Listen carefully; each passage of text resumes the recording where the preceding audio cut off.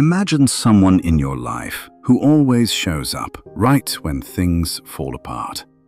They comfort you. They fix things. They make you feel like you couldn't survive without them. Now imagine that every single crisis they rescued you from, they created. That is not love. That is architecture. And you are living inside it. You know that exhaustion you feel? That strange heaviness after spending time with someone who claims to care about you more than anyone else? You tell yourself it's just life, just stress, just the weight of everything piling up. It's not. Something is being done to you. And the person doing it has convinced you they're the only one who understands. This is covert emotional manipulation, and it operates through the most disarming weapon imaginable: empathy. Not real empathy. A mask of it, a performance so convincing that your conscious mind never thinks to question it. Because why would you suspect the person holding your hand through every crisis? Here's what most people never notice: the pattern. Think back. Every time something went wrong in your life, who appeared? Who had the perfect words? Who made you feel seen in ways no one else could? Now think harder. What happened right before each crisis? A rumor that reached you at the worst possible moment. A friend who suddenly turned cold. An opportunity that mysteriously fell apart. History proves this pattern has a name. Researchers call it the Knight Gambit, the Arsonist who becomes the Firefighter. They light the match in secret. Then they rush in with the water when you're already burning. And you thank them for it. This is the architecture of false empathy. It bypasses every defense you have. Your gut instinct screams danger at obvious threats, but it goes silent when someone is crying with you, holding you, telling you they've never met anyone like you. That silence is the trap. The manipulator doesn't just want your trust, they want your dependency. They need you to believe that without them, you would drown. So they keep pushing your head underwater. Just long enough. Then they pull you up and call it rescue. You feel grateful. You feel bonded. You feel like you found the one person who truly gets you. You found a predator wearing the skin of a saint. By the end of this, you will never look at perfect empathy the same way again. You'll see the seams in the mask, the micro-expressions that betray the performance, the exact framework to identify a hidden manipulator before they sink their hooks any deeper. But here's where the trap is set. The mask they wear isn't random, it's custom built for you. So you've seen the mask. You've felt that strange chill when someone's kindness felt just a little too perfect. But here's the question that should keep you awake tonight. What exactly is behind it? In 2002, two researchers named Paulhus and Williams identified something they called the Dark Triad. 3 distinct personality traits that, when combined, create the most dangerous type of person you will ever encounter. Narcissism, Machiavellianism, Psychopathy. Each one alone is manageable, but together they form a psychological predator, capable of wearing any face you need to see. The narcissist craves your admiration. The Machiavellian calculates every move like a chess grandmaster. The psychopath feels nothing when they destroy you. Now here's the paradox that changes everything. These individuals are not incapable of understanding empathy. That's the myth. The truth is far more disturbing. They actively suppress it. They choose to turn it off. And they do this for one specific reason. Real empathy empowers you. When someone genuinely understands your pain, your fears, your hidden wounds, they want to help you heal. They want you stronger, more independent, more whole. But that's a direct threat to control. A hidden manipulator doesn't want you healed. They want you dependent. They want you looking to them for validation, for comfort, for answers. Your strength is their weakness. So they do something brilliant and terrifying. They weaponize the appearance of empathy instead. Think of it as a Trojan horse.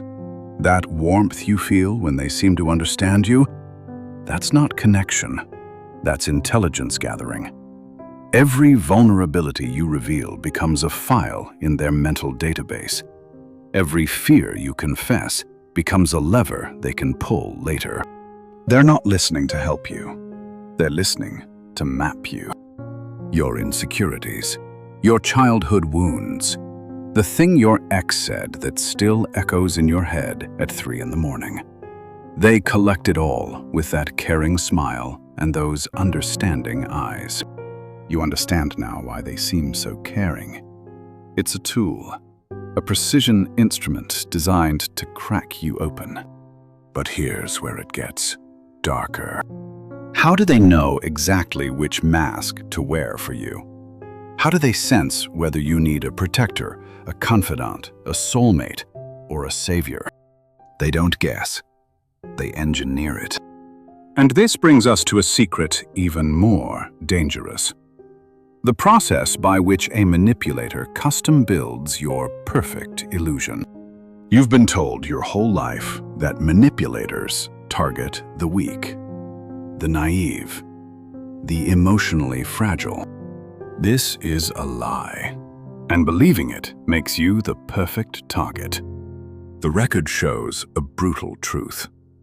The most skilled manipulators don't hunt for weakness. They hunt for capability wrapped in a temporary crack. A high-performing executive going through a divorce, a brilliant entrepreneur who just lost a parent, a confident leader facing their first real failure. You, during that one season when your armor slipped. Targeting the perpetually broken makes no sense. There's nothing to extract. But someone with resources, intelligence, and social value, someone who just needs a little support right now. That's the prize. And here's what makes this terrifying. The manipulator doesn't stumble into your life by accident. They study the terrain first. This is what I call the subconscious access model. And once you understand it, you'll never experience instant connection the same way again. Watch how this plays out. The manipulator enters your orbit. Maybe through a mutual friend, maybe a professional setting, maybe an app. Doesn't matter. What matters is what happens next. They don't pitch themselves. They probe. Casual questions that feel like genuine curiosity. What do you value? What frustrates you? What's missing? What did your last relationship lack? What does nobody understand about you? You answer. Because finally, someone actually listens. But they're not listening to connect. They're listening to construct. Every piece of information becomes building material. Your childhood wound? They had the same one. Your obscure hobby? Their secret passion too. Your specific communication style? Mirror match. They're not finding common ground. They're manufacturing it. The fabrication goes deep.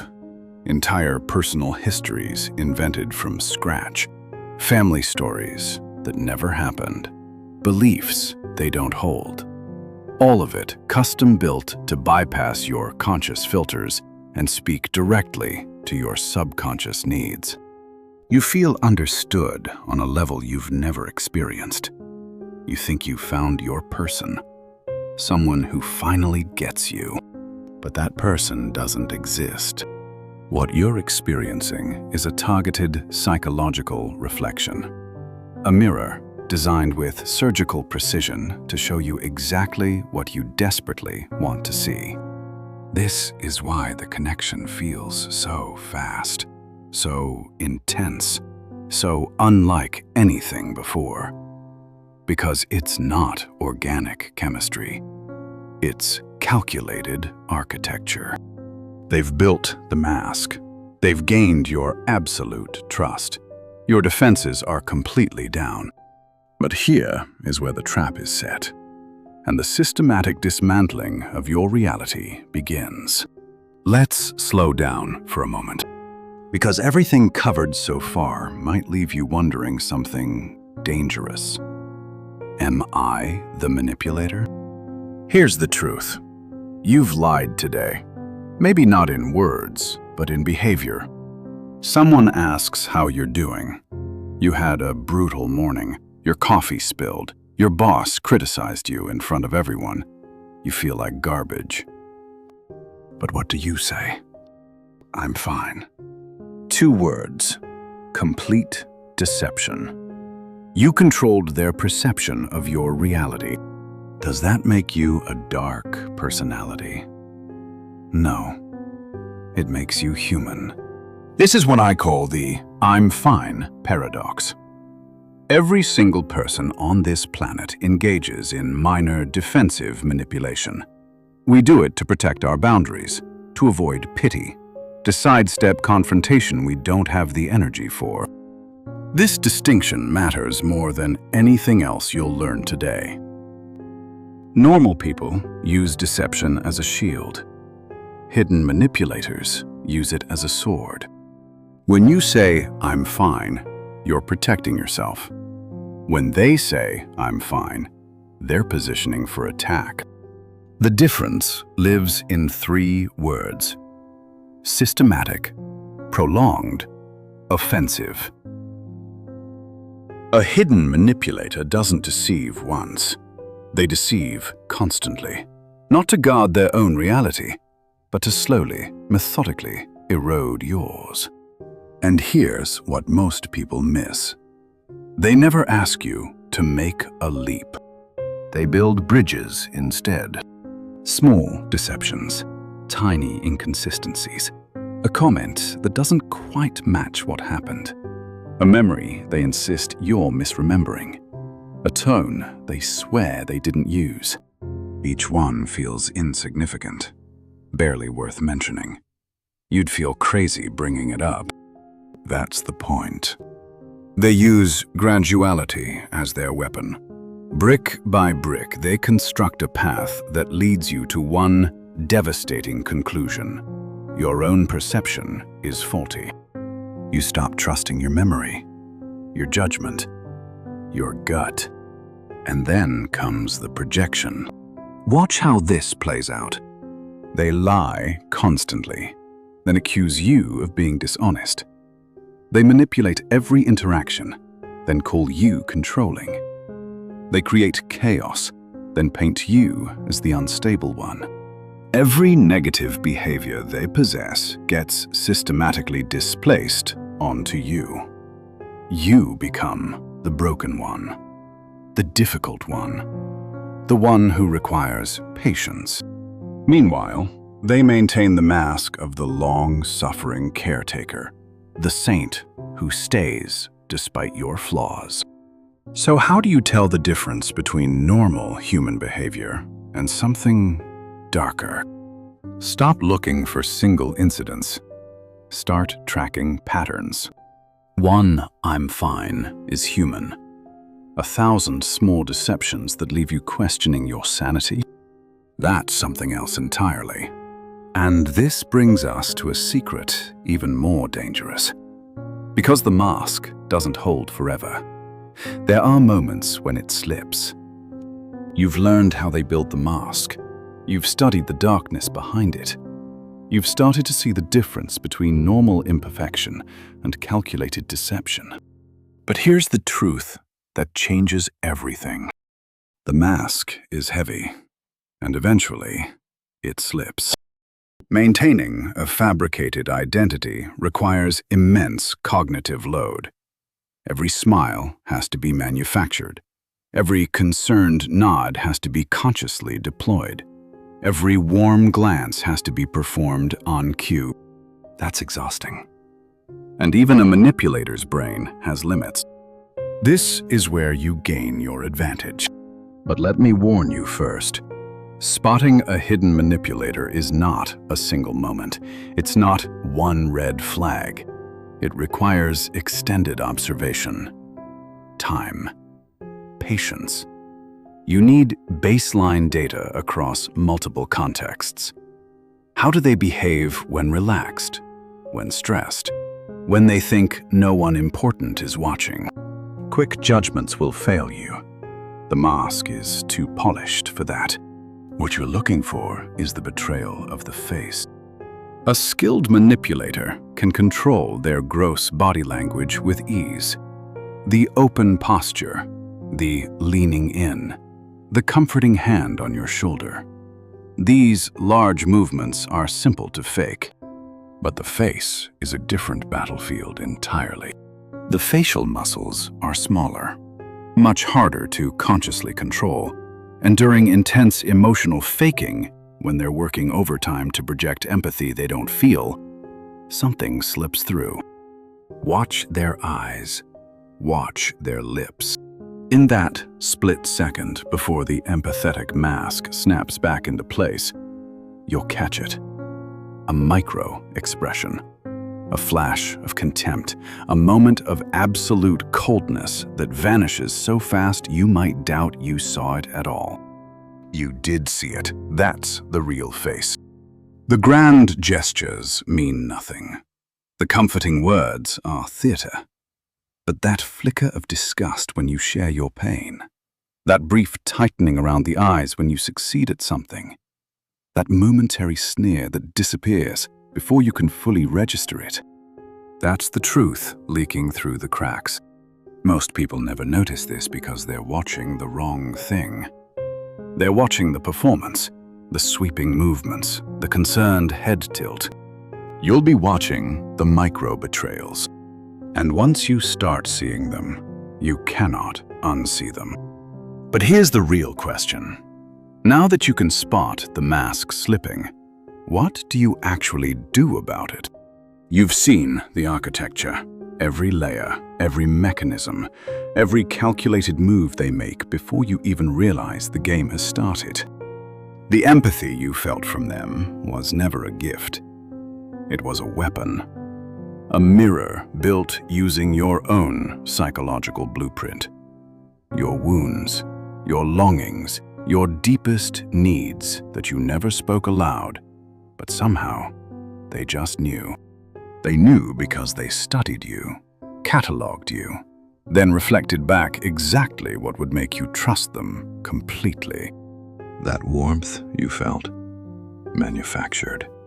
That understanding, constructed from fragments they collected while you thought you were simply having a conversation. But here's where your power begins. True mastery over this domain doesn't come from paranoia.